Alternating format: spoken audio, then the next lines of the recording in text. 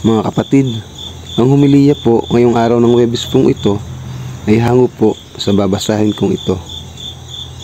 Juan, Kapitulo 1, versikulo 35 hanggang 42. Ang unang apat na alagad ni Jesus. Kinabukasan, naroon muli si Juan kasama ang dalawa sa kanyang mga alagad. Nang makita niya si Jesus na nagdaraan ay kanyang sinabi, "Siya ang kordero ng Diyos." Narinig ng dalawang alagad ang sinabi niya, kaya't sumunod sila kay Jesus.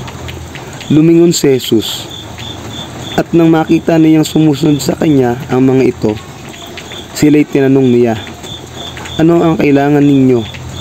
Sumagot sila, "Saan po kayo nakatira, Rabay?" Ang kahulugan ng salitang ito'y guro. "Halika kayo at tingnan ninyo," sabi ni Jesus.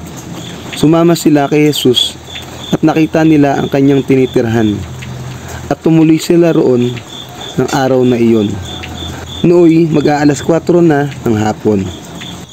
Ang isa sa dalawang alagad na nakarinig kay Juan at sumunod kay Jesus ay si Andres, na kapatid ni Simon Pedro. Unang hinanap ni Andres ang kanyang kapatid na si Simon. Sinabi niya rito, "Nakita na namin ang Mesiyas." Ang kahulugan ng salitang ito'y Kristo. At isinama ni Andres si Simon kay Jesus. Tiningnan ni Jesus si Simon at sinabi sa kanya, "Ikaw ay si Simon na anak ni Juan. Ikaw ay tatawaging Cephas," na ang kahulugan ng pangalang ito ay Pedro.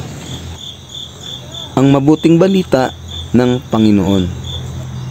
Pinupuri ka namin, Panginoong Hesukristo.